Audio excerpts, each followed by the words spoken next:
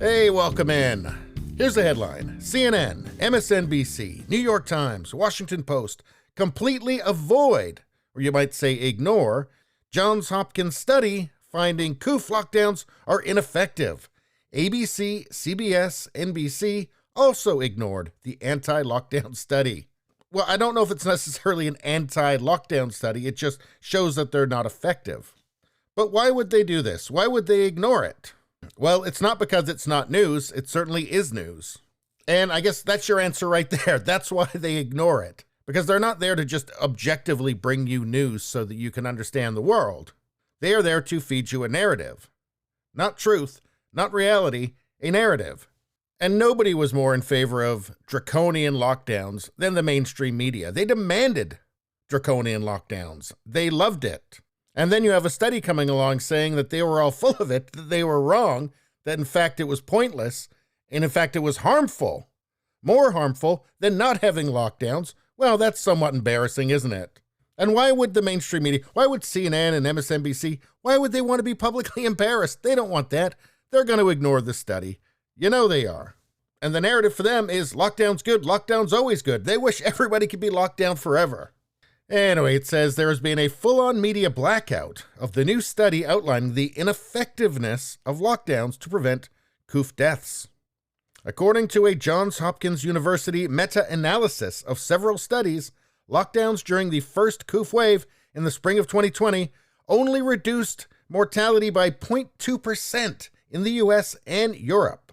Well, let's go to the study itself, just very quickly. It says that stringency index studies find that the lockdowns in Europe and the United States only reduced COOF mortality by 0.2% on average. As shelter-in-place orders were also ineffective, only reducing COOF mortality by 2.9% on average. Specific non-pharmaceutical intervention studies also find no broad-based evidence of noticeable effects on COOF mortality. While this meta-analysis concludes that lockdowns have had little to no public health effects, they have imposed enormous economic and social costs where they have been adopted. In consequence, lockdown policies are ill-founded and should be rejected as a pandemic policy instrument. So lockdowns do almost nothing to stop people from dying, but they do cause people to die from like overdoses and suicide, and of course drug addictions, which if you don't overdose, that still can cause decades of damage. And of course, poverty, divorces. It turns out that lockdowns are an extreme measure that should be an absolute last resort. Now, the sad thing is that there are people that just don't want to hear this. And this is just one study. I don't know if this is absolutely correct, but it's certainly worth looking at. But there will be plenty of people who don't want to look at it. They don't want to know. There are people who've decided lockdown's good and they can't wait for the next one. And believe me, if the people allow it, there'll be more. But anyway, this is Johns Hopkins University. But if it were saying the opposite of what it actually says, if it were saying that, in fact, lockdowns were very effective, you know that CNN, MSNBC, the rest of them, they'd be going on about it forever. The same as if Dr. Robert Malone, basically the pioneer of the mRNA vaccine technology, if he were, pro everybody getting 500 boosters, 3 times a week, CNN, MSNBC, ABC, they'd be lauding him as a genius and the foremost world expert on the technology. But, like this study, he doesn't reflect their narrative. But anyway, it seems the study has had no mention on any of the 5 liberal networks. Let's see, according to Grabian transcripts, CNN, MSNBC, ABC, CBS, and NBC all ignored the anti-lockdown findings, after having spent much of the pandemic shaming red states with minimal restrictions and events deemed by critics as super spreaders, except giant Black Lives Matter protests. Those were totally safe according to them. And it looks like maybe they were actually right about at least that, because according to this study, looks like maybe it didn't make any difference. The problem with the mainstream media coverage was that, they just kind of picked and chose which ones were super spreaders and which weren't. And it certainly didn't make any sense. It didn't make them look very credible. Giant protests, not super spreaders. Hanging out on the beach with your friends, super spreader. Yeah, it didn't make much sense, did it?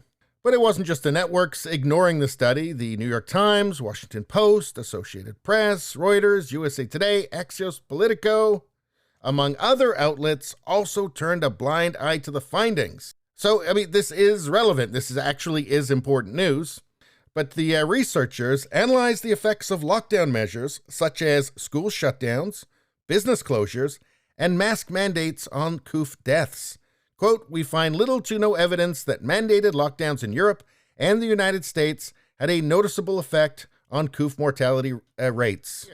And get this, the researchers concluded that limiting gatherings may have actually increased mortality. Quote, "Shelter-in-place orders may isolate an infected person at home with his or her family where he or she risks infecting family members with a higher viral load, causing more severe illness. But often lockdowns have limited people's access to safe outdoor places such as beaches, parks, and zoos, or included outdoor mask mandates or strict outdoor gathering restrictions, pushing people to meet at less safe indoor places." And, this is nothing new for people who've been paying attention. We've been talking about this stuff for ages. But, the sad thing about this is that you've got all of these people who trust these news sources, CNN, MSNBC, New York Times, Washington Post. They trust them. They think they're real news. They have no idea that these people are absolutely happy to sacrifice them on the altar of their narrative. You just have to wonder, for how much longer? How much longer will people trust them? CNN's ratings are in the toilet. They've lost something like 90% of viewers in the key demo. It's not surprising. I guess people are starting to clue into the fact that they don't care what happens to you. And they certainly don't care about informing you and letting you make up your own mind. Anyway, that's all I got to say about that. Please subscribe, like, and share. That really helps me out. If you'd just like to listen, there's the podcast Radio Baloney. It's on pretty much every platform. If you look for it, you will find it. Thank you very much. I'll see you next time.